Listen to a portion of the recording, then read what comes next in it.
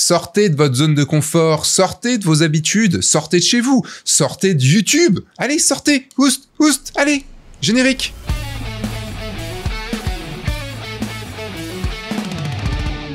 Bon, je vous dis à dimanche prochain, entre-temps sortez, faites des photos et surtout, amusez-vous. Ça fait bizarre quand même de dire ça au début d'une vidéo.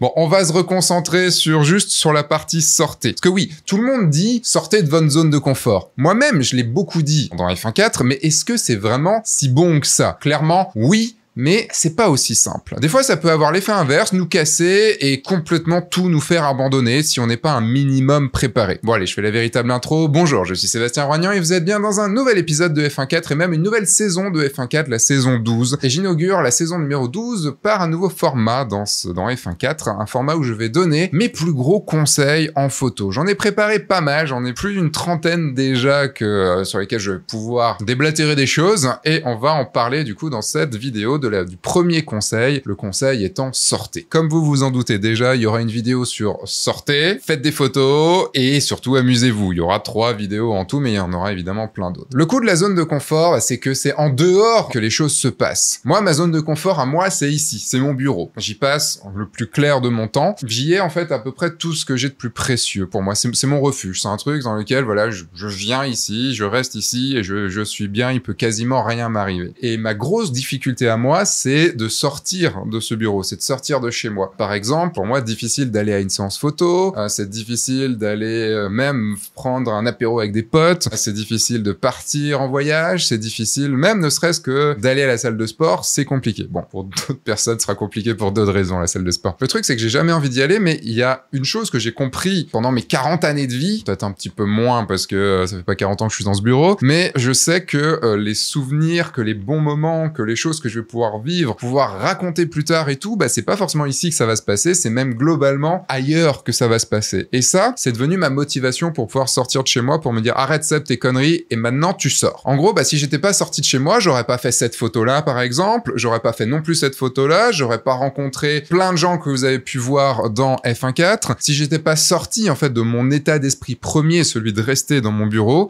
j'aurais pas été testé comment faire de l'urbex, j'aurais pas été réaliser un livre, j'aurais pas été réaliser un court-métrage, j'aurais pas essayé de rencontrer par exemple des personnes comme le tueur Philippe Echaud ou autres qui sont devenus des amis maintenant. Je serais resté ici et c'est tout. Parce que sortir de sa zone de confort, donc pour moi le bureau, mais on va mettre ça vraiment sa zone de confort, que ce soit telle photo qu'on peut faire ou telle chose sur laquelle on est habitué de faire, ça fait putain de peur. Mais pourquoi ça fait peur? Tout simplement parce que c'est un changement dans notre vie. C'est on remet les choses en jeu. Il y a quelque chose qu'on sait faire et on sait plus le faire vu qu'on va faire autre chose. C'est pas qu'on sait plus le faire, c'est qu'on sait pas faire la chose qu'on veut faire du coup, sur laquelle on va aller. C'est l'inconnu, c'est le danger et à quoi ça va nous mener tout ça. Comme on peut avoir peur de regarder une vidéo ou de suivre une formation qui pourrait changer quelque chose chez nous. Je sais pas pour vous, mais pour moi, c'est plus facile d'aller regarder une vidéo à la con ou une vidéo de quelqu'un que je connais déjà ou même un film qui est une suite plutôt que d'aller me mettre en danger sur un truc où je sais que ça va potentiellement me retourner le cerveau, que ça va me demander de réfléchir pendant des heures et des heures après ou que ça va me demander d'agir. Par exemple, j'ai acheté une formation que j'ai toujours pas suivie sur le dessin. Je sais qu'elle est très bonne et elle me demande d'agir, mais j'ai du mal à aller la regarder tout simplement parce que je sais qu'après,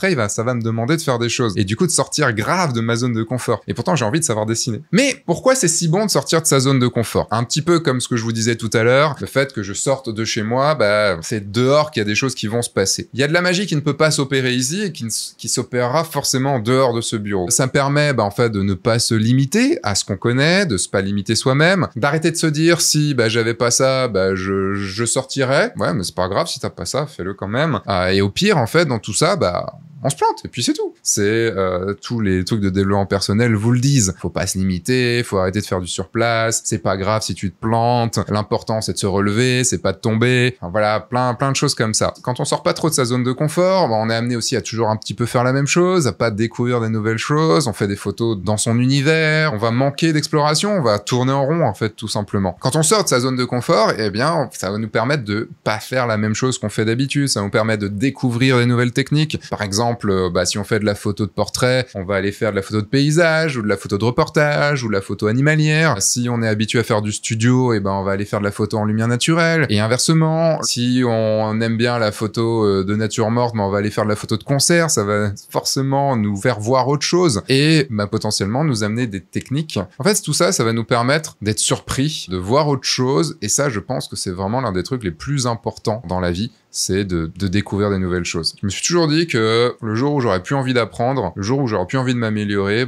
c'est que ma vie est terminée. Ou alors qu'il faut que je trouve un autre domaine dans lequel apprendre qui me fera envie d'apprendre. On a vu pourquoi c'était bon de sortir de sa zone de confort. Mais la zone de confort a également du bon. Pourquoi? Parce que c'est un espèce de doudou qui nous rassure, on y est bien, c'est confortable. Vous voyez, j'ai ma peluche, j'ai des livres, j'ai mon ordi, j'ai tout ça. En fait, si on travaille activement, c'est un cocon dans lequel on se sent vraiment bien pour pouvoir aussi expérimenter des nouvelles choses, pour pouvoir se planter sans gravité. C'est comme si on se dit je vais faire du trapèze, imaginons, et tout en dessous, on sait que si on tombe, c'est pas grave parce qu'on aura fait en sorte qu'en dessous, il y a des trampolines, il y a des matelas, ce qui fait que on se plantera pas, c'est pas grave, on pourra tomber, mais ce sera pas grave. En fait, faut juste que ce ne soit pas une excuse à ne rien faire ou à ne pas tenter de nouvelles choses. Dans toutes les activités qu'on peut avoir, dans toutes les pensées qu'on peut avoir, dans toute la vie qu'on a, une zone de confort est importante puisque c'est ce qui nous permet de nous lâcher beaucoup plus dans un domaine bien précis. Si on sait qu'il va rien nous arriver, on va pouvoir aller beaucoup plus loin dans notre travail. Je reviens maintenant sur le fait de sortir de sa zone de confort. Est-ce que c'est si bon que ça de sortir de sa zone de confort? T'as dit, Seb, tout à l'heure que c'était quand même bon, t'as donné plein de choses vraies sur pourquoi c'est bon de sortir de sa zone de confort. Et maintenant, je vais vous dire que c'est pas forcément totalement vrai. En tout cas, tout ce que je viens de dire avant est vrai si vous appliquez les choses que je vais vous dire là maintenant. Sortir trop fortement, trop rapidement de sa zone de confort va complètement nous déstabiliser. Et ça peut trop nous déstabiliser. Ça peut nous faire perdre pied. Ça peut nous faire arrêter ce qu'on veut faire. Et ça, ce serait dommage. On va pas sauter dans le vide sans être un minimum préparé. Alors, on va pas aller faire du saut en parachute sans avoir eu les consignes, sans avoir quelqu'un qui va nous aider. Au début, une personne, moi quand j'ai sauté en parachute, le premier saut a été fait au bout du même pas quelques heures d'initiation, mais j'ai pas sauté tout seul, j'ai sauté avec 2 moniteurs. Ils m'ont créé une espèce de bulle de confort, une zone de confort là dans le moment où j'étais comme ça, mais je savais que j'avais ces 2 moniteurs là avec moi pour qu'il m'arrive rien en fait. J'avais plus peur du moment où j'étais sous la voile parce que là j'étais tout seul, même si j'avais un talkie-walkie pour pouvoir entendre le gars en bas qui me guidait quand même. Si on saute trop vite dans le vide, si on sort trop vite de sa zone de confort sans être un minimum préparé, c'est là que ça n'amènera rien de bon. L'idée en fait c'est d'avancer en créant ces zones de confort. C'est-à-dire que vous avez votre zone de confort actuelle, vous allez vous dire là maintenant j'aimerais bien travailler ça, et hop, je fais un pas en dehors de ma zone de confort et je vais créer une nouvelle zone de confort. Petite au début, puis après elle va s'agrandir et là vous serez bien et vous avez créé une nouvelle zone de confort. Ça veut pas dire que l'ancienne zone de confort est partie. C'est-à-dire que vous créez plusieurs zones de confort et une fois, on va dire, une fois toutes les semaines, une fois tous les mois, une fois tous les ans, en fonction de ce que vous voulez faire, des objectifs que vous avez, bam, vous sortez de votre zone de confort et vous allez en créer une autre. Peut-être que là où vous serez, cette nouvelle zone de confort, c'est pas ce qui va vous intéresser le plus et vous dire, je l'abandonne, celle-là. C'est comme si vous avez essayé de créer, un nouvel endroit avec votre feu de camp, votre petite cabane et tout, en disant, en fait, là, m'intéresse pas trop, c'était pas le bon endroit, je me suis planté, je vais aller voir ailleurs. Voilà ce que j'avais à vous dire sur la zone de confort, mais j'avais encore un petit truc en plus à vous dire, c'est quand je vous dis à la fin de chaque vidéo de sortir, ça veut pas forcément dire de sortir de chez vous, ça veut dire, comme vous l'aurez compris, sortir de votre zone de confort. Moi, l'un de mes plus gros bouleversements que j'ai pu vivre dans ma vie, c'était il y a 12 ans, vers le 12 juillet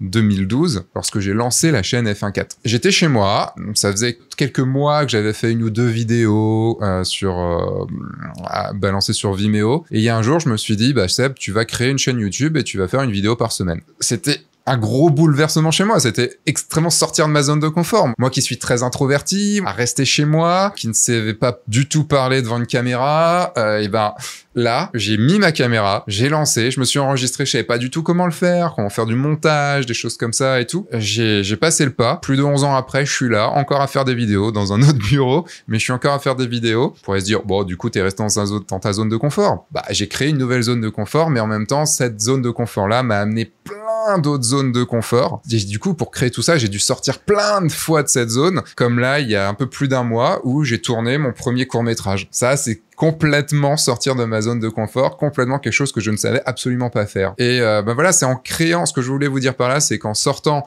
de ses habitudes, en sortant de chez soi, en sortant de sa zone de confort, en sortant de ce qu'on a vraiment l'habitude de faire, c'est là qu'il va se passer des choses. Et c'est pour ça que je vous dis à chacune des fins de mes putains de vidéos, sortez. Et quand j'entends des gens me dire « Ouais, j'ai regardé 25, 30, 40, 50, 200, 500 vidéos à toi, là, comme ça », j'ai dit « T'as été shooté ? T'es sorti de chez toi un petit peu ? Non. » Et je lui dis « Sors et va faire des photos. Et surtout, amuse-toi. » Mais ça, c'est pour les 2 prochaines vidéos. J'ai envie à la fin de ces vidéos de vous donner un petit exercice à faire. Je vais vous demander d'identifier votre zone de confort. Quelle est votre zone de confort à vous? Qu'est-ce que vous avez l'habitude de faire? Où est-ce que vous vous sentez vraiment bien? Mais trop bien. Limite, ça fait trop longtemps que vous êtes dans cette zone de confort. Écrivez-la dans les commentaires et écrivez juste en dernière phrase ce que vous allez faire pour sortir de cette zone de confort et qu'est-ce que vous vous donnez comme mission. J'ai hâte de lire ce que vous allez pouvoir mettre dans les commentaires. On se retrouve très vite pour la vidéo sur faites des photos, ce qui me paraît assez logique, mais il y aura quand même des choses à dire. Pour vous parler un petit peu de cette saison numéro 12 maintenant, eh bien, la saison numéro 11 aura été assez marquée par les vidéos questions. Il m'en reste encore quelques-unes à diffuser. Il serait dommage de pas les diffuser parce qu'il y a encore des concepts à des questions et des réponses surtout assez intéressantes.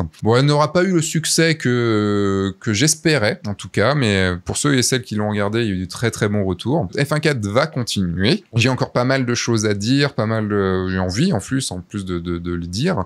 J'ai aussi ma chaîne donc du guide du photographe de mariage à côté. Là, on va pouvoir se retrouver au salon de la photo. Si vous regardez cette vidéo quand elle sort, on va pouvoir se retrouver au salon de la photo du 5 au 8 octobre 2023. Vous pouvez récupérer votre place gratuite dans la description. Et encore un gros merci à vous d'être là parce que c'est cool encore de continuer à vous voir, même si la chaîne a passé son âge d'or. Eh bien, c'est toujours cool de vous voir, de discuter avec vous et de vous voir avancer. Donc cette année, il y aura ce format sur mes plus gros conseils. Le format 5 putains de plans va revenir parce que j'ai vraiment pas mal de choses à dire. J'ai lancé mon podcast Sébastien veut faire un film. Il n'y a pas eu de nouveau podcast depuis juin, mais ça va arriver. On parlera un petit peu de Nikon là-dessus sur cette chaîne puisque je suis devenu Nikon créateur officiellement. J'ai encore envie de vous parler de photos, encore envie de vous parler surtout de cinéma maintenant. Je n'oublierai pas la photo, vous inquiétez pas. On s'arrête ici, je pourrais déblatérer encore pendant des heures, mais ça, il y a les podcasts pour ça. Je vous fais des bisous, je vous dis à dans une semaine pour une nouvelle vidéo. Normalement, on va partir sur le rythme d'une vidéo par semaine. Entre-temps, eh bien, sortez, vous l'aurez compris, faites des photos et surtout, amusez-vous. Au revoir.